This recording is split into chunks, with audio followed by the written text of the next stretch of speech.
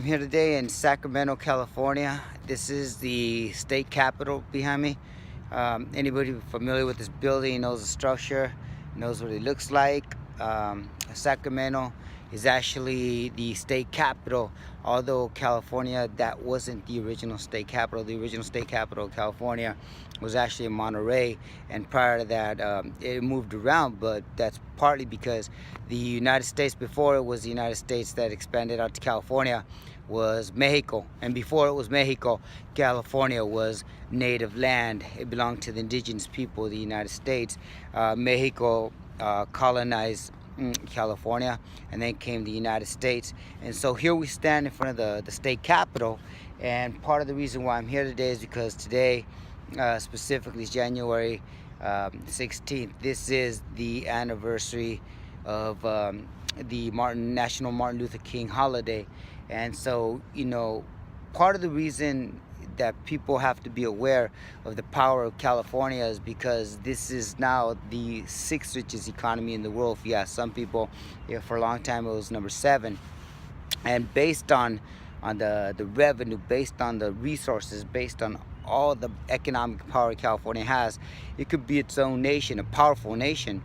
And that's not what I'm advocating for, by the way. But what I am trying to state here is that on the backs of working people around California, from the farm laborers to the cooks and the maids and the waiters to anybody who's ever done some hard labor out there, to even people working out in the streets picking up our garbage, down to or up to teachers, educators, as well as artists and people who contribute to the economy of this state. One thing we've got to do as a people, and when I say a people, I'm talking about Chicanos, quote unquote Latinos, Mexican people of Central America.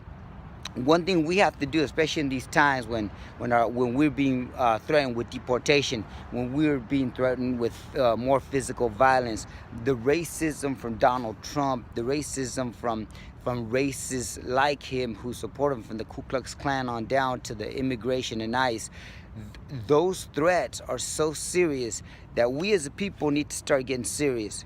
And we need to start getting serious about economic power, but also a strength that we fail to flex, a strength that we fail to exert, a strength that we fail to utilize to our fullest potential, and that's the power of the vote.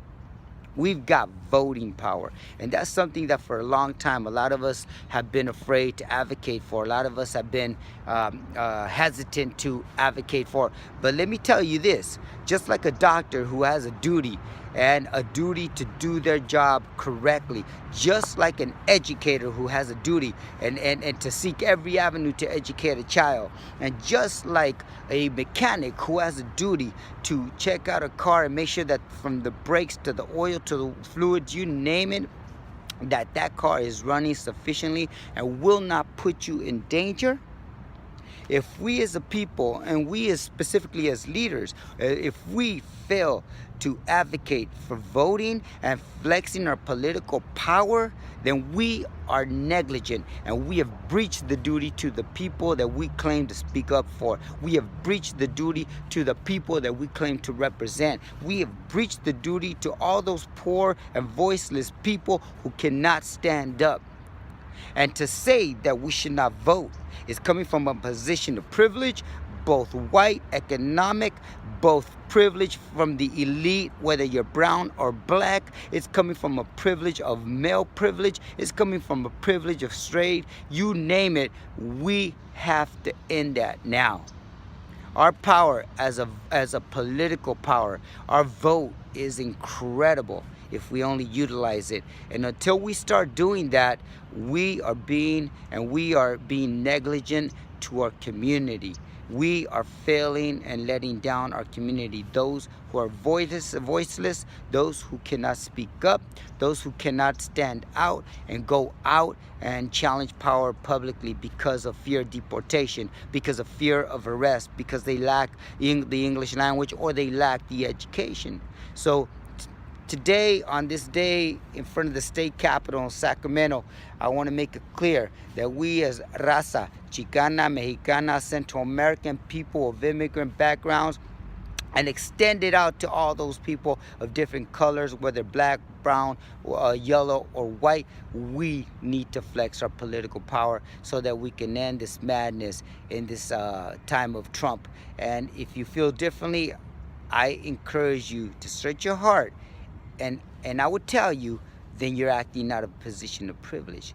And one final thing, this is not advocating for the Democratic Party or the Republican Party in any way, or the Green Party for that matter. This is advocating as a non-partisan, independent thinking person who knows that you don't have to belong to a political party to flex your political muscle.